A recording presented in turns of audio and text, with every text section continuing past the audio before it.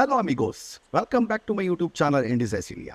మా ఛానల్లోని కంటెంట్ నచ్చితే డెఫినెట్గా సబ్స్క్రైబ్ చేయండి, పక్కనే ఉన్న బెల్ ఐకాన్ కూడా ప్రెస్ చేయండి. సో అమిగోస్, ఈరోజు 8th June ఆర్బీఐ అయితే క్రెడిట్ పాలసీని రిలీజ్ చేసింది. అసలు క్రెడిట్ పాలసీ అంటే ఏంటి, ఇది మన స్టాక్ మార్కెట్లో ఎలా ఎఫెక్ట్ చేస్తుంది, అసలు దీని గురించి మనం కంప్లీట్గా తెలుసుకోవడానికి అయితే ట్రై చేద్దాం. డెఫినెట్గా పూర్తి వీడియో అయితే మిస్ అవ్వకుండా చూడండి. అండ్ ఫస్ట్, ఈరోజు ఆర్బీఐ గవర్నర్ ప్రెస్ మీట్ పెట్టగానే శక్తికాంత్ దాస్ మన ఆర్బీఐ గవర్నర్, తెలియని వాళ్ళు డెఫినెట్గా నోట్ అయితే చేసుకోండి. ఫస్ట్ శక్తికాంత్ దాస్ 10 o'clockకి మీటింగ్ స్టార్ట్ చేయగానే ఫస్ట్ ఏం చెప్పారు, ఆర్బీఐ రెపో రేట్ అనేది చెప్పారు. ఈ రెపో రేట్ని అయితే గుర్తుపెట్టుకోండి. దీని గురించి నెక్స్ట్ డిస్కస్ చేద్దాం. నెక్స్ట్ ఏం చెప్పారు, ఇన్ఫ్లేషన్ అయితే చెప్పారు. దీని కూడా గురించి గుర్తుపెట్టుకోండి, డెఫినెట్గా తర్వాత డిస్కస్ చేద్దాం. And next GDP growth. So because ఇది ఓవరాల్గా GDP growth, inflation and repo rate, ఈ మూడు అనేవి చాలా important factors. Not only in India, everywhere in their country. ప్రతి ఒక్కరికి ఇది చాలా ఇంపార్టెంట్ ఇన్ఫర్మేషన్. ప్రతి ఒక్క స్టేట్ యొక్క ఎకనామీ దీని మీద డిపెండ్ అయి ఉంటుంది. వీటికి ఎలా అంటే బికాస్ దీనికి ఒకదానికి ఒకటి, ఇప్పుడు ఫర్ ఎగ్జాంపుల్ ఇన్ఫ్లేషన్ అనుకోండి, ఇన్ఫ్లేషన్కి జీడిపికి రెపో రేట్కి మధ్య ఇంటర్లింకింగ్ ఉంటుంది. దీంతో పాటు యాజ్ యూజువల్గా జాబ్ ఎంప్లాయ్మెంట్ రేట్ కూడా అనేది దీని మీద డిపెండ్ అయి ఉంటుంది. ఇప్పుడు మనం డెఫినెట్గా ఒక్కొక్క టాపిక్ గురించి అయితే డిస్కస్ చేసుకుంటూ వెళ్దాం. ఓకేనా బికాస్ ఫస్ట్ టాపిక్ ఇన్ఫ్లేషన్ అనే దాని గురించి మాట్లాడదాం. ఓకేనా బికాస్ ఇన్ఫ్లేషన్ అంటే ఏంటి, యాజ్ డెఫినేషన్గా మీకు కింద స్క్రోల్ అవుతూ ఉంటుంది. డెఫినెట్గా దాన్ని అయితే చదువుకోండి. డెఫినేషన్గా నేనైతే ఇన్ జనరల్గా మీ అందరికి తెలుసు, నేను డీప్ హ్యూజ్ సబ్జెక్ట్లో మీకు తీసుకెళ్ళను. నార్మల్గా ఒక మనిషి ఎవ్వరు చూసినా కూడా అర్థమయ్యే విధంగా చెప్పడానికి అయితే ట్రై చేస్తాను. సో ఇదే ప్లస్ ఇన్ఫ్లేషన్ అంటే ఏంటి, ఫర్ ఎగ్జాంపుల్ నేను ఒక బస్సు ఓనర్ని. నా బస్సులో 20 seats ఉన్నాయి బస్. ఓకేనా, నా 20 seatsలో నేనేం చేశాను, 10 seatsకి రిక్లైనర్స్ పెట్టాను. దాంట్లో ఓవరాల్గా 20 seating కెపాసిటీ ఉంది. 20 seating కెపాసిటీ దేనికి ఉంది, దాన్ని ఏం చేశానంటే నేను ఫస్ట్లో కొన్ని సీట్స్ అన్నీ తీసేసి దాంట్లో 10 seatsని, ఈ పక్క 5 seatsని, ఈ పక్క 5 seatsని రిక్లైనర్స్ పెట్టాను. సో బికాస్ ఇక్కడ నేను 10 seatsని రిక్లైనర్స్ పెట్టాను, 10 seatsకి నార్మల్గా అయితే పెట్టాను. ఇప్పుడు నేనేం చేశానంటే 10 seats ఏవైతే ఉన్నావో దానికి 10,000 రూపీస్ ప్రైస్ పెట్టాను. ఓకేనా, బికాస్ రిమైనింగ్ బ్యాక్ సీట్స్ ఏవైతే ఉన్నాయో వాటన్నిటికి 1000 రూపీస్ పెట్టాను. ఓవరాల్గా నా turnover as a business ఓనర్గా నా టర్న్ ఓవర్ ఎంత, బికాస్ నా టర్న్ ఓవర్ ఓవరాల్గా 10 seatsకి 10,000 కలిపితే 1,00,000 రూపీస్, రిమైనింగ్ 10 seatsకి 10,000 రూపీస్. సో నా టోటల్గా నా బస్ జర్నీలో నాకు 1,10,000 రూపీస్ అయితే ఓవరాల్గా నాకు డబ్బులు వస్తాయి. This is not a profit. ఓకేనా, ఇట్స్ కాల్డ్ టర్న్ ఓవర్. అర్థమైందా, 1,10,000 రూపాయలకి సంబంధించిన టికెట్స్ అనేది బుక్ అవుతాయి నా బస్సు ఎప్పుడైతే ఫుల్ అయినట్టు. ఇప్పుడు ఏం జరుగుతుందన్న కూడా ఇన్ఫ్లేషన్ గురించి చెప్పడానికి మాట్లాడుతున్నాం మనం ఇప్పుడు. సో 10,000 టికెట్ పెట్టుకోవడానికి 10 members కాదు, 10 members రెడీగా ఉన్నారు, సరిపోయింది. రిమైనింగ్ 10 members ఎవరైతే ఉన్నారో వాళ్ళకి కూడా రిక్లైనర్స్లో ట్రావెల్ చేద్దామని ఇష్టంగా ఉంది. కాకపోతే వాళ్ళ దగ్గర అంత అఫోర్డ్ చేసే కెపాసిటీ లేదు. బ్యాగ్ ఒక ఆఫర్ రిలీజ్ చేస్తుంది, ఏమని, మీరు కనుక రిక్లైనర్ సీట్ కనుక బుక్ చేసుకుంటే మీకు 20% స్ట్రైట్ అవే డిస్కౌంట్ వస్తుంది అంటారు. ఓకేనా, అప్పటికి వాటికి ఎంత పడుతుంది, 20% డిస్కౌంట్ అంటే 8,000 రూపీస్ టికెట్ పడుతుంది. నేను ఒక చారిటీ పీపుల్ అనుకుందాం, సరే బస్సు కూడా నాదే, చారిటీ నాదే అంటే బాగుండదు.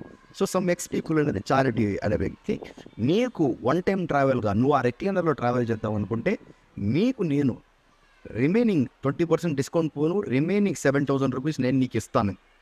ఓకేనా, మీన్స్ ఒక చారిటీ పీపుల్ వచ్చి ఒక పర్సన్కి, ఫర్ ఎగ్జాంపుల్ ఏ అనే పర్సన్కి నీకు నేను 7,000 రూపీస్ ఇస్తాను. నువ్వు యాక్చువల్గా నీ టికెట్ కాస్ట్ అయితే 1,000 రూపీస్ కదా, బ్యాంక్ ఎలాగో 2,000 డిస్కౌంట్ వస్తుంది. సో టోటల్గా 3,000 రూపీస్ అయితే నువ్వు అఫోర్డ్ చేయగలుగుతావు.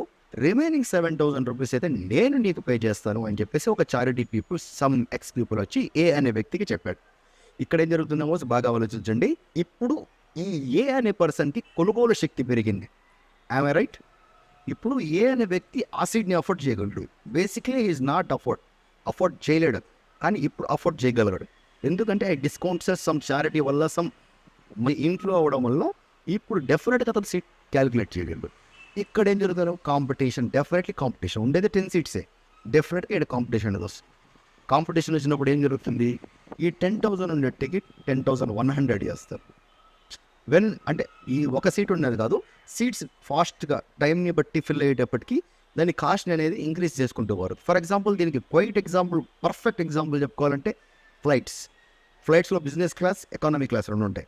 ఎకానమిక్ బిజినెస్ క్లాస్ ఎప్పుడైతే బుక్ చేయడానికి బుకింగ్స్ జరుగుతూ ఉంటాయి, పెరుగుతూ ఉంటాయో ఆటోమేటిక్గా దాని రేట్స్ అనేవి ఇంక్రీజ్ అవుతూ ఉంటాయి. ఎప్పుడైతే ఎవరు సీట్స్ బుక్ చేసుకోరో బై డిఫాల్ట్గా దాని యొక్క రేట్స్ అనేవి తగ్గుతూ వస్తూ ఉంటాయి. This is called rate inflation అనికోస్. రేట్ ఇన్ఫ్లేషన్ అంటే ఒక వస్తువు కానీ, ఒక సర్వీస్ కానీ, ఒక గూడ్స్ కానీ, ఒక సర్వీస్ కానీ దాని యొక్క డిమాండ్ పెరుగుతూ ఉంది అంటే డెఫినెట్గా ఇక్కడ మనం ఇన్ఫ్లేషన్ అనేది పెరుగుతుంది అని చెప్పుకోవచ్చు. ఇప్పుడు ఇన్ జనరల్ టాపిక్లో మీకు ఇన్ఫ్లేషన్ అంటే అర్థమైంది అనుకుంటాను. బికాస్ ఎస్, మనిషి యొక్క కొనుగోలు శక్తి పెరుగుతుందా తగ్గుతుందా అనే దాన్ని ఇన్ఫ్లేషన్ అని ఇన్ జనరల్గా అంటారు. బికాస్ ఇప్పుడు ఇన్ఫ్లేషన్కి రెపో రేట్కి మధ్యలో ఒక చిన్న ఎగ్జాంపుల్ అండ్ ఇంటర్ కనెక్టివిటీ అనేది ఏం చూద్దాం. ఫర్ ఎగ్జాంపుల్ బికాస్ నా దగ్గర ఈ ఐఫోన్ ఉంది. ఈ ఐఫోన్ కాస్ట్ 1 lakh అనుకుందాం. ఈ ఐఫోన్ కాస్ట్ అందరూ అఫోర్డ్ చేయలేరు. ఫర్ ఎగ్జాంపుల్ ఎవ్వరు కూడా అఫోర్డ్ చేయలేరు. మ్యాక్సిమం ఒక top notch people who are getting good salaries, who are getting good businesses, ఎవరైతే మంచి మంచి బిజినెస్లో ఉన్నారో వాళ్ళందరూ అయితే ఇలాంటి ఐఫోన్ అయితే అఫోర్డ్ చేయగలరు. ఇప్పుడు ఈ ఐఫోన్ని ప్రతి ఒక్కరికి చౌక ధరగా అంటే ఇన్ చీప్ కాస్ట్గా దొరికితే ఏం చేస్తారు? ప్రతి ఒక్కరు ఐఫోనే కొంటారు. అవునా? బికాస్ ఎప్పుడైతే ఐఫోన్ యొక్క వాల్యూ తగ్గిపోతుందో, ఐఫోన్ ప్రతి ఒక్కరు ఎప్పుడైతే కొనడం స్టార్ట్ చేస్తారో బై డిఫాల్ట్గా ఐఫోన్ యొక్క ప్రైస్ అనేది పెరుగుతూ ఉంటుంది. ఇప్పుడు ఎందుకు ఐఫోన్ రేట్స్ ఇండియాలో పెరుగుతున్నాయంటే depends upon the cost and import duties ఇవన్నీ ఉంటాయి. దీనివల్ల మనకు ఐఫోన్ రేట్స్ అనేవి డిఫరెంట్గా ఉంటాయి. సో ఓవరాల్గా నేను చెప్పదలుచుకునేది ఏంటంటే ఇన్ఫ్లేషన్ బేసిస్లో మనం మెయిన్ మాట్లాడుకోవాల్సింది రెపో రేట్ గురించి. ఇప్పుడు ఫర్ ఎగ్జాంపుల్ ఈ ఫోన్ 1 lakh రూపీస్ ఫోన్ని నేను కొందాం అనుకుంటున్నాను. సో నా దగ్గర డబ్బులు అయితే లేవు, ఏదో 20,000 30,000 ఉంది. ఇప్పుడు చాలా ఫెసిలిటీస్ వస్తున్నాయి బ్యాంక్స్. ఈఎంఐలో తీసుకోండి, 0% ఈఎంఐ, జీరో కాస్ట్ ఈఎంఐ అనేసి, లేదంటే 24 ఈఎంఐస్ పెట్టుకుంటే 12% ఇంట్రెస్ట్ రేటు, ఇలాంటి డిఫరెంట్ ఆఫర్స్ అయితే బ్యాంక్స్ అనేవి మనకు ప్రొవైడ్ చేస్తూ ఉంటాయి. బికాస్ ఈ ఫెసిలిటీస్ ప్రొవైడ్ చేయడం వల్ల ఏమవుతుంది, ఒక పర్సన్ ఒక ఫిక్స్డ్ శాలరీ 20,000 శాలరీ వచ్చే అతను ఒక్కసారిగా 1 lakh ఫోన్ని అఫోర్డ్ చేయలేడు. కాబట్టి అతని శాలరీలో కొంత పర్సెంటేజ్ని ఈఎంఐ కింద పెట్టుకునేసి రిమైనింగ్ శాలరీతో అతని లైఫ్ని లీడ్ చేసుకుంటూ ఉంటాడు. సో ఇక్కడ బ్యాంక్ అతను మనకు ఆఫర్ చేస్తున్నాడు to buy the costliest goods. Okay, ఇప్పుడు రెపో రేట్ అనేది ఏమవుతుందంటే ఇన్ఫ్లేషన్ కాస్ట్ పెరిగిపోయింది అనుకున్నాయి. అంటే ఈ కాస్ట్ యొక్క వాల్యూ డిమాండ్ పెరిగిపోతుంది. బై డిఫాల్ట్గా బ్యాంక్స్ కూడా ఏం చేయాలి? బికాస్ డెఫినెట్గా బ్యాంక్స్ యొక్క ఇంట్రెస్ట్ రేట్స్ కూడా పెంచుతారు. ఎందుకు?